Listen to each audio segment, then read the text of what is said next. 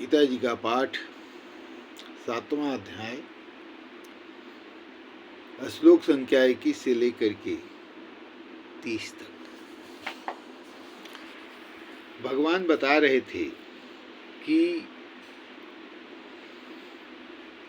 भारतीय संस्कृति में अनेकों देवी देवताओं के नाम लिए गए हैं, आए हैं, और जो इच्छा आपकी है उसको पूरा करने वाले देवता का भी नाम आया है। जिसको जो चाहिए उसको पाने के लिए उस देवता का भजन करता है।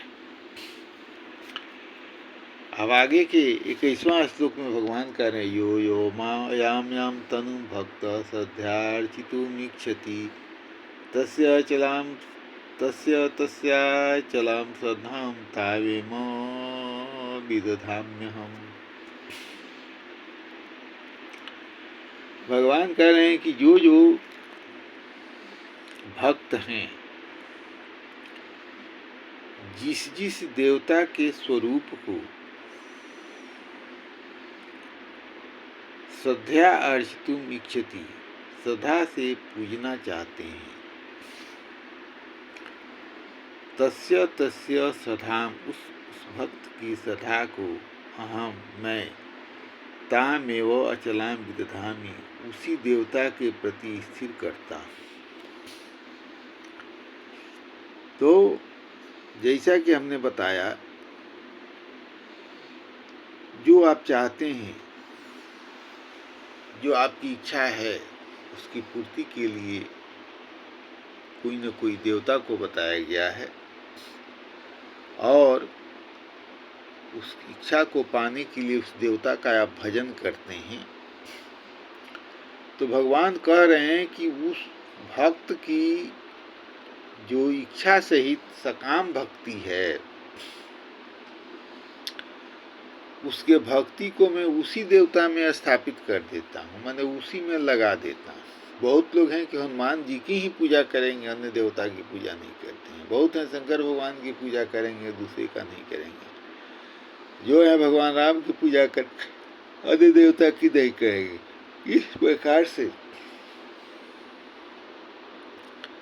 भगवान कह रहे हैं कि जिसको जो श्रद्धा है, उसको जिस भगवान में श्रद्धा है उसी में उसको मैं अर्पित कर देता हूँ, उसमें अचल निश्चल लगा दिया करता हूँ। अब जो अन्य देवताओं पर पूजा करते हैं, उसका फल क्या होता है? तया श्रद्धया युक्तस्तस्याराधनं मीहति लभते च ततः कामान मयैव विहितान् हितान्।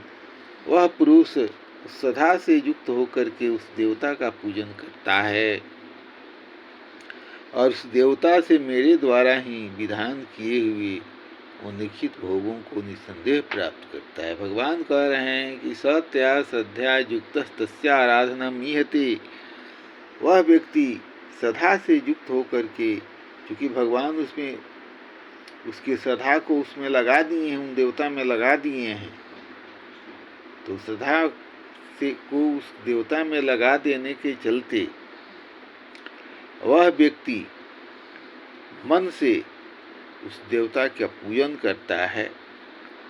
और जब भगवान की पूजा करता है, उस देवता का पूजा करता है, जिस देवता के पूजा करने से उसको वो फल मिलने वाला है, तो उस पूजा का फल शीघ्र ही मिल जाता है। क्योंकि जब मन से उसकी पूजा करता है, उस देवता की पूजा करता है, तो उसको उसका फल शीघ्र मिल जाता है। अंतवत्तु फलम तेषां तद्भक्त अल्पमेधसां देवान् देवयो यान्ति मद्भक्ता यान्ति मामपि। परंतु उन अल्प बुद्धि वालों का वह फल नाशवान है, तथा वे देवताओं को पूजने वाले देवताओं को प्राप्त होते हैं, और मेरे भक्त चाहे जैसे ही भजे अंत में मुझको ही प्राप्त होते हैं। तो भगवान कह रहे हैं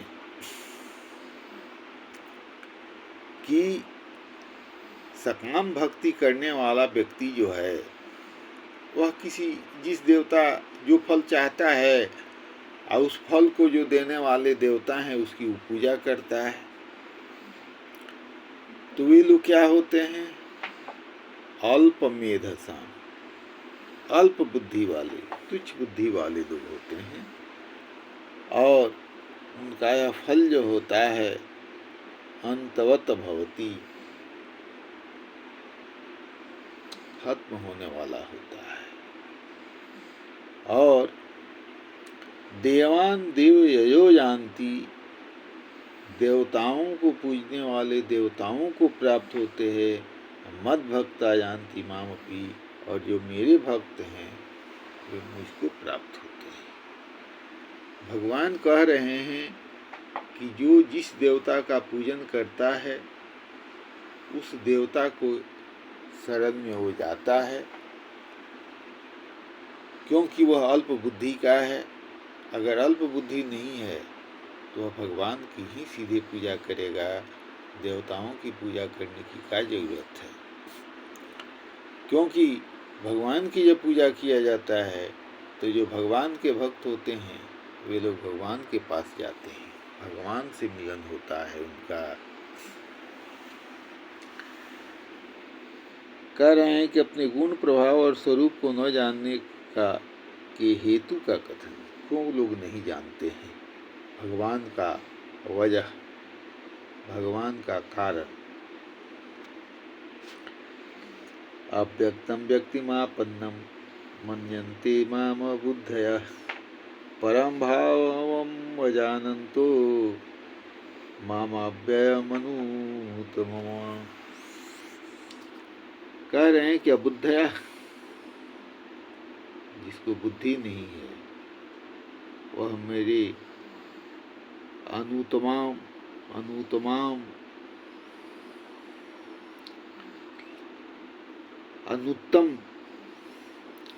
अविनाशी परम भाव को नहीं जानते हैं। और इसका परिणाम होता है कि मन बुद्धियों से, मन इंद्रियों से परे मुझ सच्चिदानंद परमात्मा को मनुष्य जान करके व्यक्ति भाव को प्राप्त हुआ मानते हैं। क्योंकि जो मूर्ख व्यक्ति है, भगवान बता रहे हैं कि मैं तो अव्यय हूँ, अव्ययम अनुत्तमम, मैं अव्यय हूँ। अव्यय अर्थ जिसका नाश नहीं होता है। तो कहने का अर्थ है कि जो बुद्धिहीन व्यक्ति है वह भगवान के स्वरूप को न जान करके वह समझता है व्यक्ति मापन्नम, व्यक्ति के रूप में उत्पन्न हुआ जानता है। समझता है कि जैसे पुनरपि जन्म पुनरपि मरणम पुनरपि जननी जठरे शयनम, यह संसारे खलु दुस्तारे कृपया पारे पाहि मुरारे, भज गोविंदम भज गोविंदम भज गोविंदम मूढ़मते। वह व्यक्ति यह समझता है कि जैसे सभी लोग बार बार जन्म ग्रहण करते हैं, बार बार माता के गर्भ में रहते हैं, तो उसी तरह से ये भगवान हैं तो ये भी जन्म लेते हैं, बार बार मरते हैं। ये मूर्ख बुद्धि वाले लोग होते हैं जो कि इस प्रकार की बातें भगवान के प्रति समझते हैं और जानते हैं। नाहम प्रकाश सर्वस्य योग माया समावृतः, मूढ़ोऽयं नाभिजानाति लोको मामजम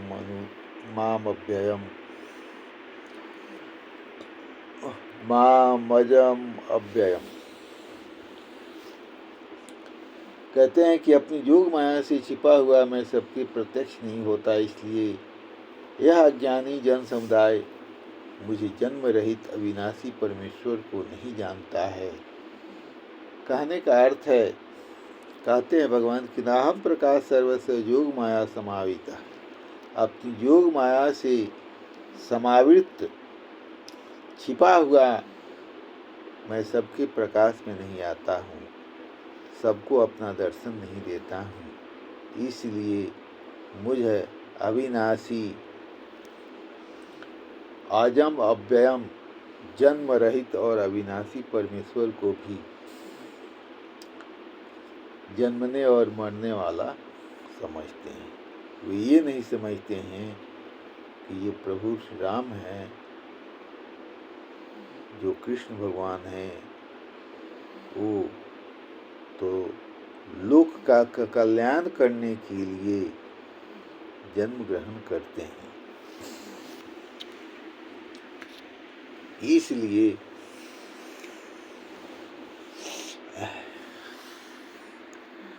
भगवान कह रहे हैं कि जो मेरी योग माया को जब तक पार नहीं करेगा तब तक मेरे बारे में नहीं जान पाएगा, मुझको जन्मने वाला और मरने वाला ही समझेगा। इसलिए हे अर्जुन, इस माया को पार करना जरूरी है।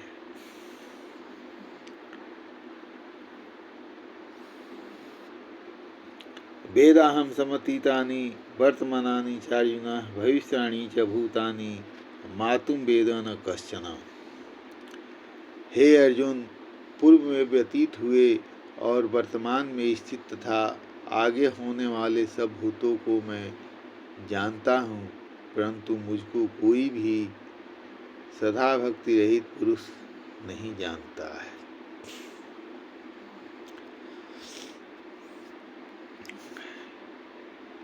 कहने का अर्थ है, समतीतानि च वर्तमानानि, जो मैंने पूर्व में व्यतीत किया और वर्तमान में स्थित हूँ, तथा भविष्यवाणी, और जो भविष्य में मैं होने वाला हूँ,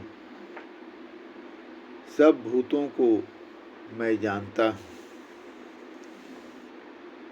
जो पूर्व में व्यतीत हो गए, जो वर्तमान में स्थित हैं और जो आगे होने वाले हैं, उन सबको भगवान कह रहे हैं कि मैं जानता हूँ। और लोग जो है, जो भक्तिहीन व्यक्ति है, जो संसार में आसक्त व्यक्ति है, वह मेरे बारे में नहीं जानता है। मैं तो सभी प्राणी जो हो गए, जो हुए हैं, जो होने वाले हैं, मैं तो सबको जानता हूँ। लेकिन जो मेरा भक्त नहीं है, वो मेरे जन्म और कर्म के बारे में नहीं जानता है, ऐसा भगवान बता रहे हैं। इच्छा द्वेष समुत्थे न द्वंद्व मोहे न भारत, सर्वभूतानि सम्मोहम सर्गे यान्ति परन्तप। कहें कि हे भरतवंशी अर्जुन, संसार में इच्छा और द्वेष से उत्पन्न सुख दुखादि द्वंद्व रूप मोह से संपूर्ण प्राणी अत्यंत अज्ञानता को प्राप्त हो रहे हैं। कह रहे हैं कि संसार में इच्छा द्वेष समुत्थेन, इच्छा और द्वेष से उत्पन्न द्वंद्व मोहेन, सुख दुखादि द्वंद्व मोह से सर्वभूतानि सम्मोहम जानती, संपूर्ण प्राणी अत्यंत अज्ञानता को प्राप्त होते हैं। सम्मोहम जानती, अज्ञानता को प्राप्त होते हैं। कहने का अर्थ है, इच्छा द्वेष, तो जब मन में किसी प्रकार का इच्छा होती है, कुछ पाने की इच्छा होती है, चाहे इज्जत प्रतिष्ठा पाना हो, चाहे धन प्राप्त करना हो, चाहे बल प्राप्त करना हो, चाहे किसी के प्रति आपके मन में जलन की भावना हो, इससे जो द्वंद्व उत्पन्न होता है,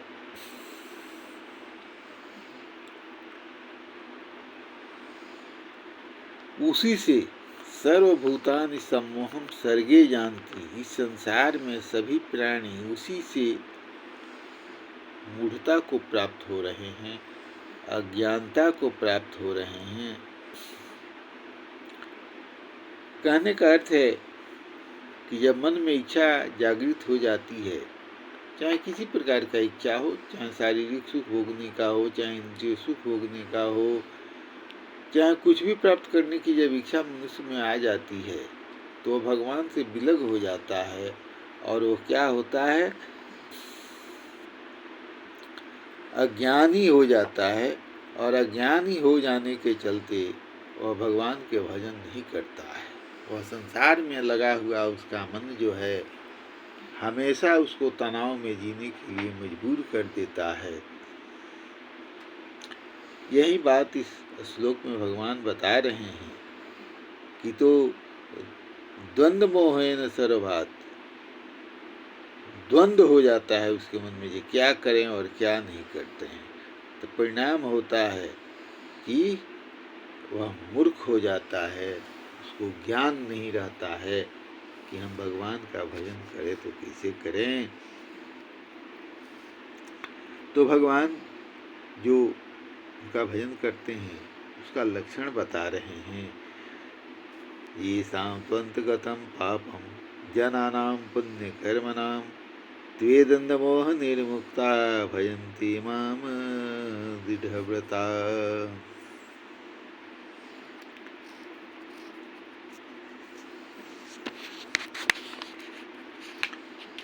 भगवान बता रहे हैं कि जब द्वंद्व मन में आ गया, संसार के प्रति आसक्ति आ गई, मोहित मन हो गया, तो वह क्या होता है, श्रेष्ठ कर्मों का आचरण करने वाला जिन पुरुषों का पाप नष्ट हो गया है, वे राग द्वेष जनित द्वंद्व रूप मोह से युग मुक्त दृढ़ निश्चयी भक्त मुझको सब प्रकार से भजते हैं। भगवान बता रहे हैं कि जो पुण्य कर्म करने वाले लोग हैं, जिन पुरुषों का पाप नष्ट हो गया है, जेसाम जनानाम पापम अंतगतम, जिन पुरुषों का पाप नष्ट हो गया है और द्वंद्व मोह निर्मुक्ता, जो सुख दुख इच्छा द्वेष सब प्रकार के मोह से मुक्त हो गए हैं, दृढ़व्रता, वह दृढ़ निश्चयी भक्त माम भजते, वे ही लोग भजते हैं।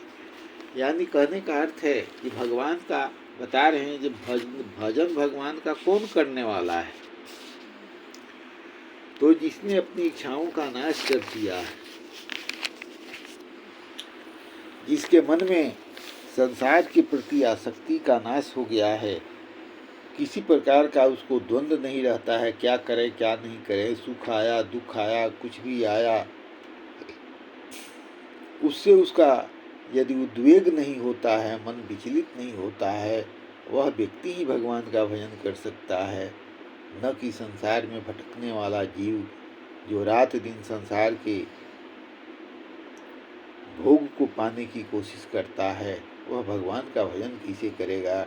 और जब भगवान का भजन नहीं करेगा तो तनाव आएगा, टेंशन आएगा, दबाव आएगा, इज्जत प्रतिष्ठा की बात आएगी और अनेकों प्रकार की बीमारियां आएंगी, नींद नहीं आएगी, दवा खा करके सोएगा, नशा करके सोएगा, फिल्म देख करके सोएगा, मन संसार में भटक रहा है।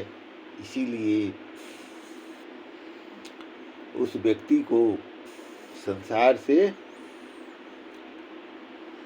जब तक वो संसार में उसका मन भटकता रहेगा तब तक भगवान का भजन नहीं होगा।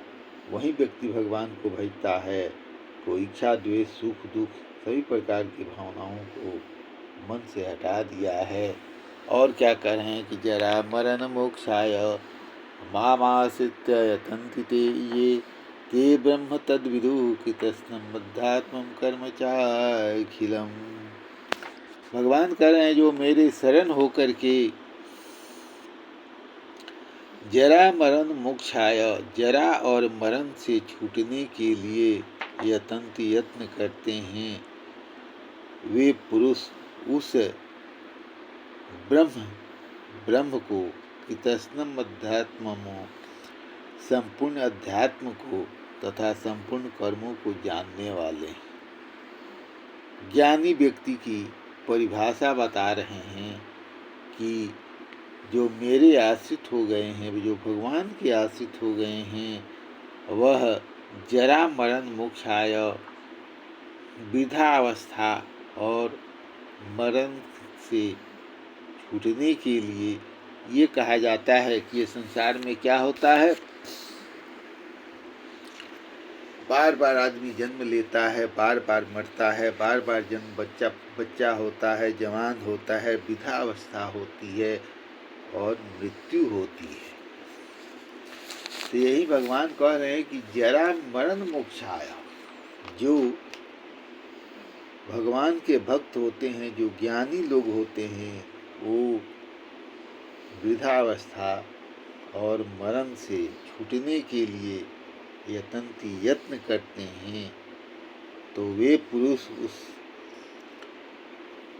ते तत् ब्रह्म की तस्नम, उस ब्रह्म को संपूर्ण अध्यात्म को, कितस्नम अध्यात्मम, संपूर्ण अध्यात्म को तथा अखिलम कर्म विधु, तथा संपूर्ण कर्म को जानते हैं। जो ज्ञानी लोग हैं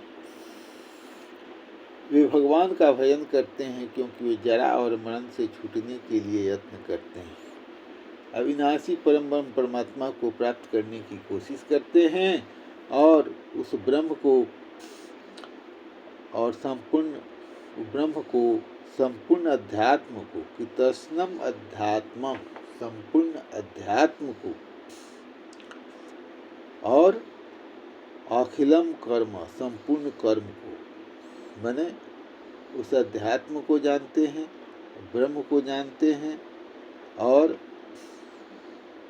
अध्यात्म को जानते हैं, अखिलम कर्म, संपूर्ण कर्म को जानते हैं। करने का मतलब है कि सब कर्म को जान गए, यानी जब आप कर्म करेंगे तो उसमें क्या हानि है, क्या लाभ है, उसका क्या गुण है, क्या अवगुण है, आप सब उसको जानने का कोशिश करेंगे। इसलिए जो भगवान के भक्त होते हैं वे संपूर्ण अध्यात्म को भी जानते हैं और कर्मों के फल को भी जानते हैं, इसलिए उसमें आसक्ति नहीं रखते हैं। जब आसक्ति नहीं रखते हैं तो भगवान का भजन होता है। साधिभूताधिदैवम साधियज्ञं च ये विदुः प्रयाण कालेपि च मां ते विदुः युक्तः चेतसः। कह रहे हैं कि जो पुरुष अधिभूत और अधिदैव के सहित तथा अधियज्ञ के सहित